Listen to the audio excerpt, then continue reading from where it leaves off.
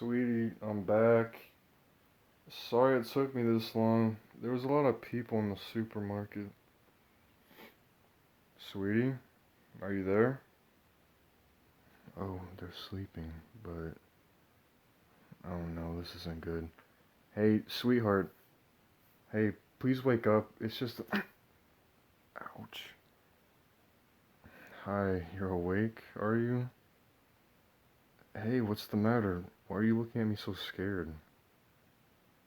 Oh, this? It was just an accident. Don't worry about it. Do you.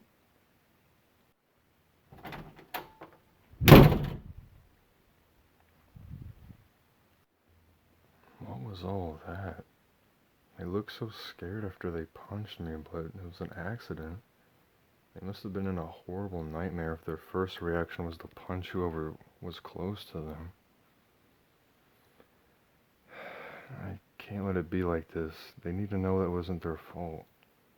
God, knowing them, they were definitely blaming themselves about what just happened.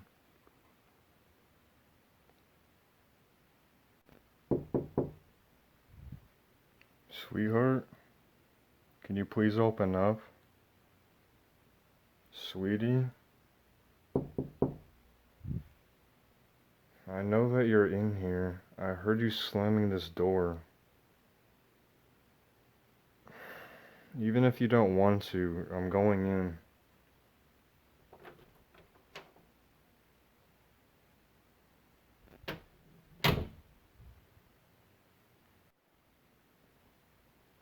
Do you want to talk about it? I'll take your silence as a no, but sweetie, that punch you gave me, it was just an accident. I'm okay, so don't worry about me. I'm not angry. I'm just worried about you. I already told you that this is okay. It didn't hurt at all. Can you please get out from all those blankets and look at me? Hey, please don't cry, sweetie. You did nothing wrong. Sweetie, stop it, please. Sweetheart, come on, just... Sweetie, it wasn't... Oh, for someone's sake. Firefly, stop it, please. Do I have something on my face? That... Oh, I guess I did. Sorry, it came out of nowhere and... Hey, don't start crying again. I promise that I won't call you that if you don't like it. Do you need a hug? There you go.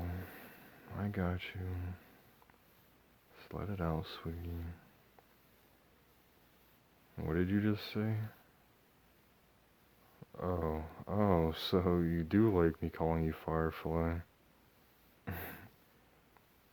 If that's what my sweetheart likes, then I guess that I can call you that more often.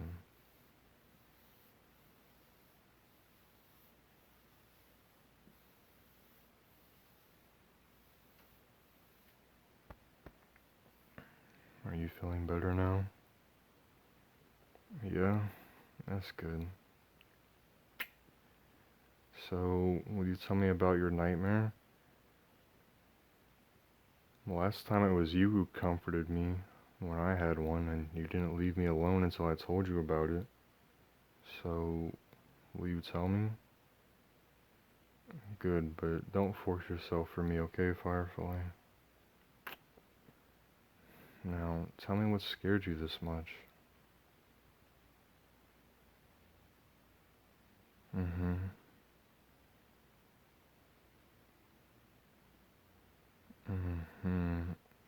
You don't need to keep going if it's too much. With what you told me, I can understand why your first reaction when you woke up was to punch me. I'm here for you, okay? It was just a dream, and I'll make sure to be there to protect you if something similar is close to happening, got it? There's no need to thank me, Firefly. I'm here for you whenever you need me, and you know it, so please, can you stop hiding your face and look at me? There we go. There's those beautiful puppy eyes that make me so weak whenever you look at me in the eye. Now, do you want to go back to the living room and keep watching TV while I make dinner? No? Then what would you like? A bedtime story? Like, I don't know, stories that we tell kids like The Beauty and the Beast or something similar? What do you mean with yes but no? Oh Lord, do you want me to come up with a story? Right here and right now? Damn, that is not good. It's been a while since the last time I came up with a story for kids. Wait, what if... Uh, hey Firefly, are you okay if I tell you my little sister's favorite story? Don't judge me with your eyes. It's something that I wrote for her and that she really liked when she was a kid. Also, she always told me that it was different and cool despite it being about princesses and stuff, so would you like to listen to that one? There's that smile of yours that I love so much. Come on, get comfortable in bed, because this is a long story. You wanna know the story's name? Well, I never thought about one, but my sister always called it The Warrior Princess and the Scared Knight. So, it goes like this.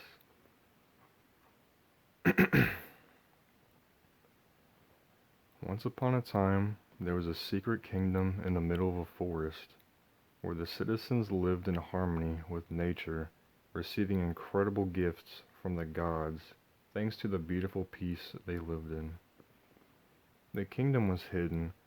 No one who wasn't born there was able to find it, and if someone decided to leave the kingdom, they would forget the location of it and they would never find a way back to it, having to find a new place to live and losing the gifts they received from the gods since they were no more a part of that beautiful kingdom. Only the royal family had the ability to go out of the kingdom domains and come back. There were lots of rumors about it, but the most common one is that the gods just favored royalty, letting them do whatever they wanted, whenever they wanted. Even if the royalty has the ability to go outside, it was a rare sight to see someone from the royal family do so. They wanted to give an example, to let everyone know that there was no reason to go outside the safety of the kingdom, that there was nothing worthy of losing their gifts. But that was until one little princess was born. Being the 8th child wasn't easy for her. All the standards, expectations of her being as perfect as her siblings, and more, was too much for her. She hated being part of the royalty. She only wanted to be free, see the world, discover more, let her curiosity experiment more and more until she finally knew something else than this boring kingdom in the middle of a forest. When she was 5, she went to her mother to ask her for permission to leave the kingdom just for 5 minutes to see what was outside. She even promised that she would only step outside for those 5 minutes and then immediately come back home. But her mother, full of rage and disappointment, said no and grounded her to be confined in her room for 2 weeks, just for asking, not even for doing it without permission. The little princess's dream was crushed that day, and she cried in sadness until she fell asleep with only one thought in mind: discovering what was outside the boundaries no matter what. Once her confinement was over, the princess decided not to attend her classes anymore. Instead of that, she decided to ask her personal guard if he could train her, teach her how to fight and how to be stronger. At first, the guard was hesitant, but after seeing how determined the princess was, he accepted helping her with that. Time goes by and 10 years pass very fast. The little princess was now a strong and agile teenager and was running around the kingdom, avoiding her royal responsibilities, and spending time with her people. Every citizen loved the princess, but they were also scared that she would do something crazy and put them all in danger, especially after the gods gave her her gift when she turned 10. The princess's gift was different and dangerous. No one knew about it besides the princess herself and her personal guard, who was also the princess's one and only friend, but he also was her confidant. Because she had a little secret, a secret that no one besides that one guard knew, and that was that she could sneak outside the kingdom during 15 minutes to do a small walk to get to know what it looked like to be outside her kingdom. She started doing it when she received her gift, and she just loved to be outside, being free, being able to be herself. When her 16th birthday was close, the princess wanted to explore further away, know even more about the world and leave. After all, no one would miss her, no one would search for her. It would only be her and a big adventure in front of her, and she was so excited about it that she told her guard. "If I may say something, princess, even if I see it as a bad idea, if that's what makes you happy, I will not stop you," he told her the night she decided she was leaving. "But before you go, I have a gift for you, your majesty, something that I wanted to give you on your birthday, but since you are leaving so soon, I find it better to give it now." He sat down on the floor, looking up at the princess, and from a pocket, he got a beautiful golden dagger with some silver and black details on it, giving it to the princess with a soft smile. She received that gift with tears running down her face, and she hugged her one and only friend, the only person in the kingdom who understood her and treated her as someone free and not just like the royalty from the place. He was more of a brother to her than her own siblings. And just like that, they waved goodbye, wishing each other the best in their lives, since it was probable that they would never see each other again. Meanwhile, close to the Great Sea, there was another kingdom, if it could be called one. The king was more like a father, son, or brother to everyone. It was as if the royalty was nothing in the kingdom, and as if everything was important to them as friendship and understanding each other like a big and loving family. That kingdom had a prince that was loved by everyone. Since he was a kid, he trained with his father and the elders to be able to protect his home, so more than a prince, he was considered a knight. But there was a problem with him, a little one that everyone knew, but even if they didn't care, it kept bothering the prince. He was a coward. He always got scared easily, and his first reaction to danger was hiding instead of defending himself. He viewed himself as a disappointment, as someone who wasn't worthy to rule that beautiful kingdom once his father wasn't there anymore. Sometimes he would wish for his father to stay forever, and when he was a little kid he would cry every night, scared of losing his only family, scared of disappointing everyone who had their hopes up for him. He wanted to protect them all, but he was just a scared teenager, unable to get rid of his fears, unable to be the brave warrior he always dreamed to be, unable to achieve his dream of keeping everyone safe. One day, close to his 16th birthday, he got tired of being the scared boy he was. So he told his father that he would go on a small journey out of their kingdom boundaries, and that he would be back the day before his birthday. His kind father just gave him a smile, ruffled his hair, and wished him good luck and a safe trip, saying how proud he was of his son. Those words broke him, but he didn't cry until he was outside the kingdom, screaming and crying because he was so scared of what would happen out there. But he had to compose himself. He dried his tears and started his little journey to be able to relax his mind and try to gain some courage. What neither the princess nor the knight knew is that the journey they both decided to start would be the best decision they would ever make. After 5 days of wandering, The princess from the forest was starting to run low in supplies. She never thought that she would be that far from civilization, and she also lost a lot of food while fighting some wild animals that attacked her. She could know how to fight and she could have a dagger, but the weapon sometimes wasn't enough to keep her safe from everything. Like the bear that she found herself fighting close to a river first hour in the morning. She was agile enough to avoid the bear's attacks, but she wouldn't last forever in that pace of avoiding over and over again with how tired she was. Or so she thought, until she saw someone walking close and with a very big sword. She dodged one attack, making the bear hit a tree, and she ran until she was in front of the stranger, startling him in the process. "Hi, you don't mind if I borrow your sword for a few seconds, right?" He didn't answer, but he gave her a nod, and that was more than enough for her. "Thanks. Now be careful, there's a very angry mother bear here, and she will come any time soon."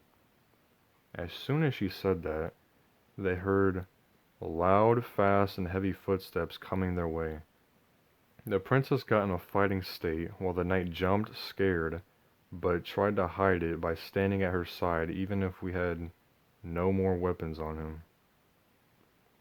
What happened next was something that the Night Prince would never forget in his life.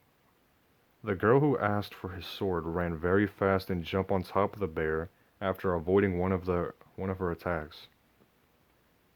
The bear got on two legs trying to get her off its back, but the girl was agile. She let the bear go down on its back while she went straight to the stomach, slicing without going too deep enough to wound the animal, but not enough to make it fatal. "Let's go, run." After that, she held his hand and started running away, dragging him far from the bear, who was slowly standing up and going the other way. He doesn't know for how long they ran, but he remembers tripping and falling to the floor, bringing her down too since they were still holding each other's hand. They stayed on the floor for a while, resting and trying to catch their breath after the long run, and the knight doesn't know why, but he started laughing, and she started laughing too. Such an honest and carefree laugh coming from the both that lasted for a while. But they were happy, just lying on the floor without any single worry in their minds.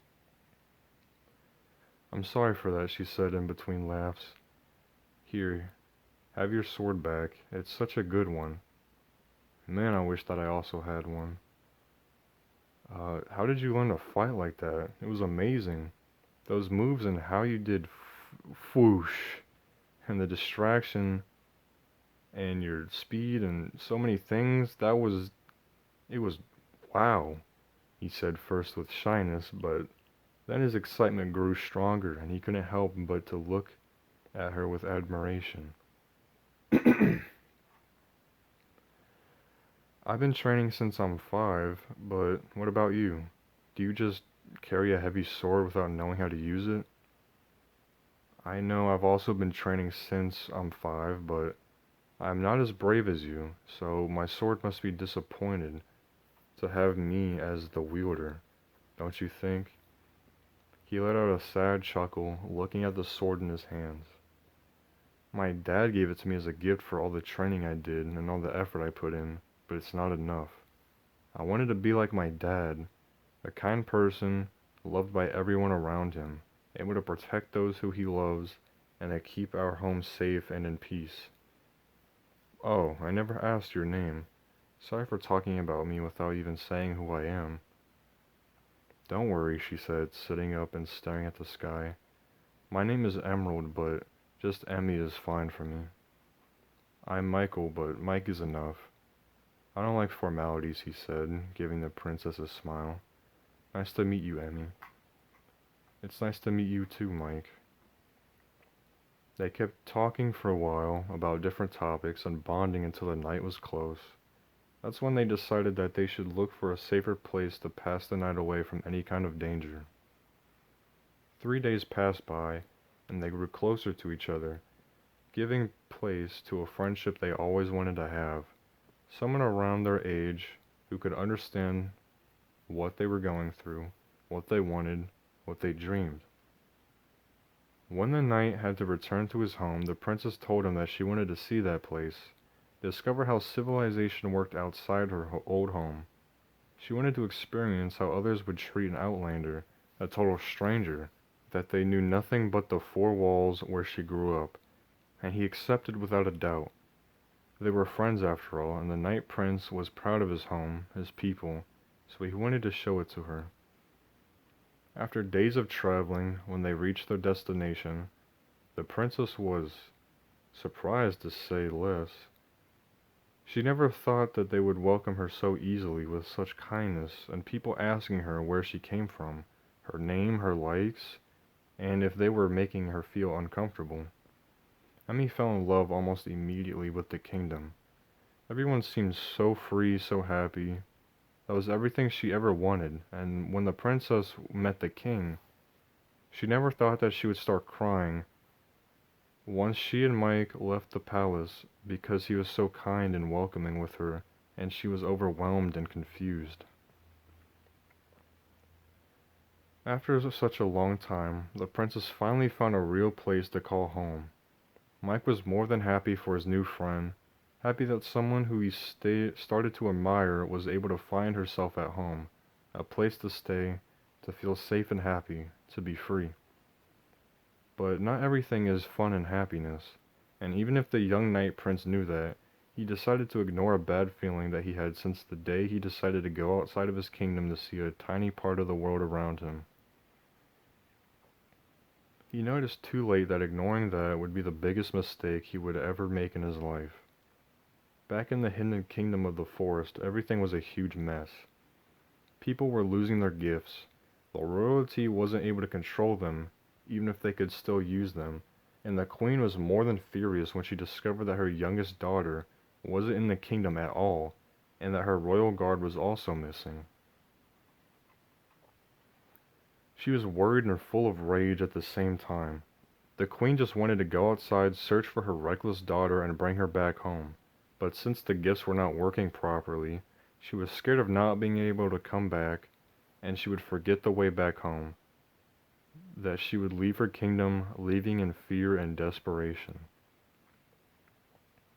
Her husband was badly sick and she didn't want to worry him with the situation, so she decided to keep it a secret from him, as something that he would never know for his own good.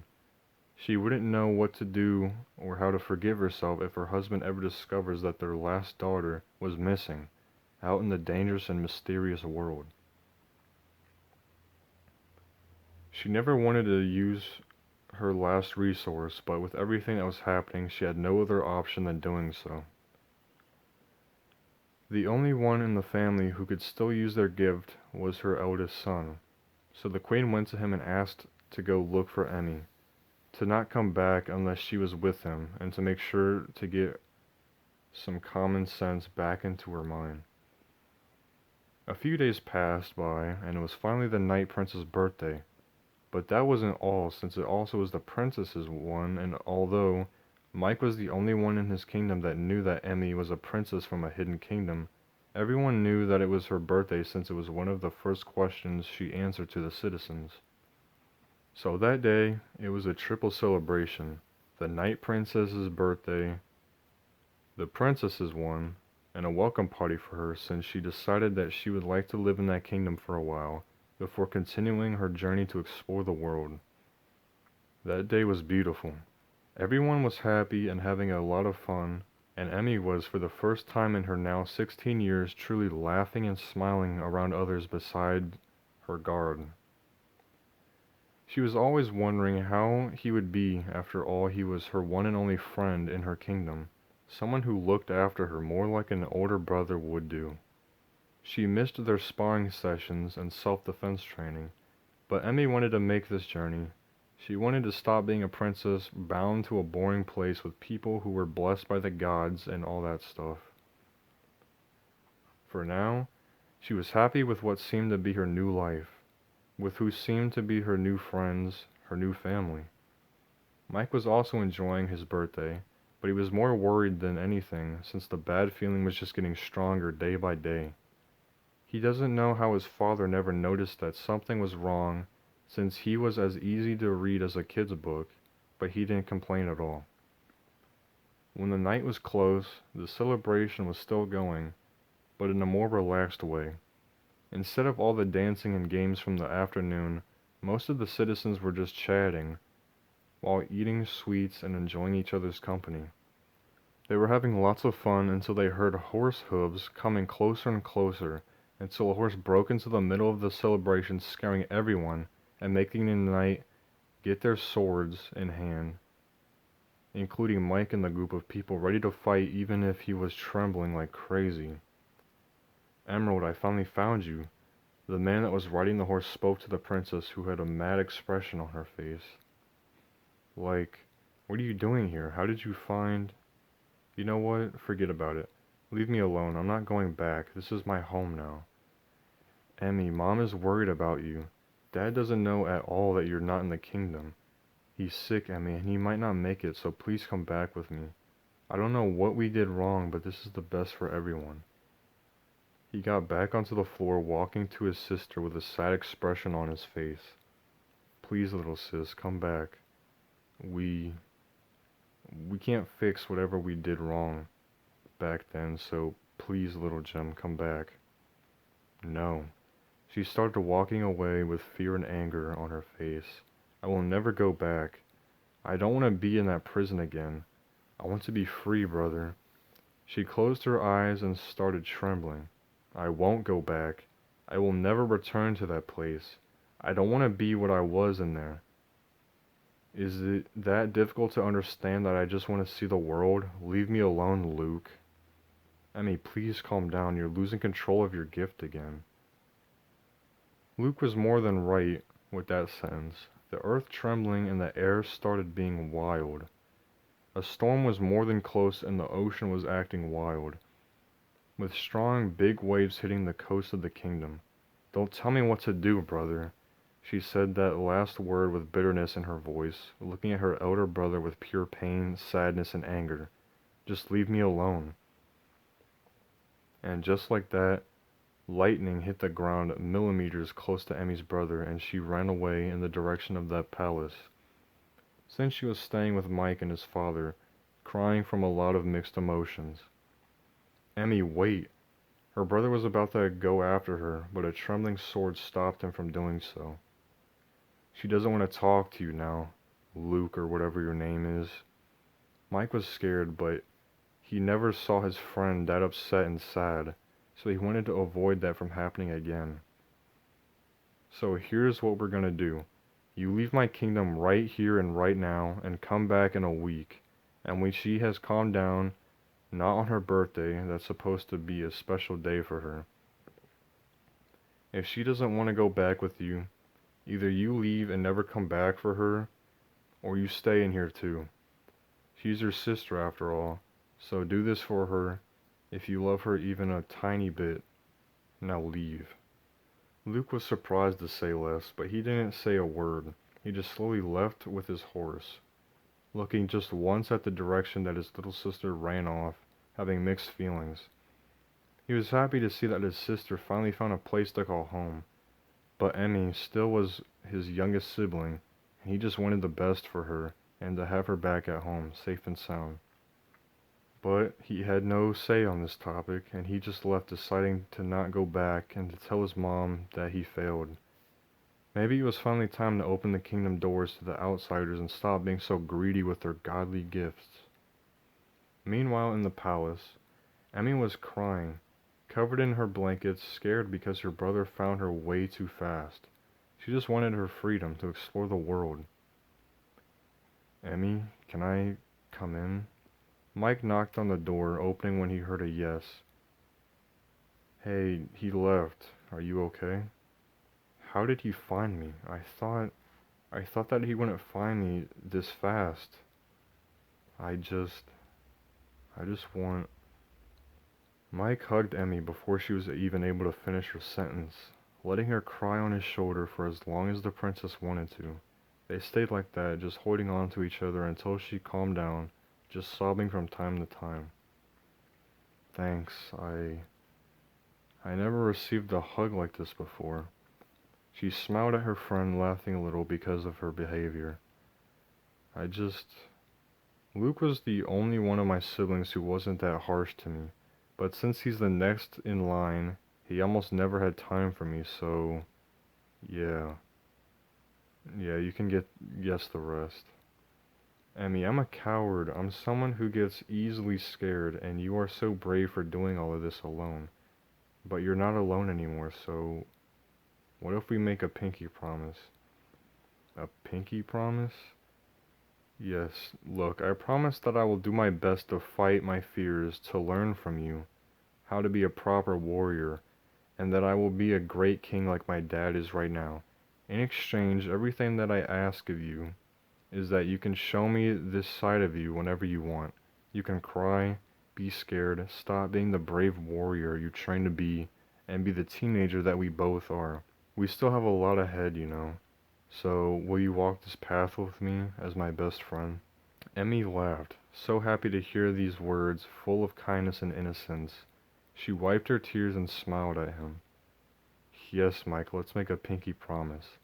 As if they were still two little kids, they intertwined their pinkies, and with that, a promise was sealed, and a lot of things happened in the future.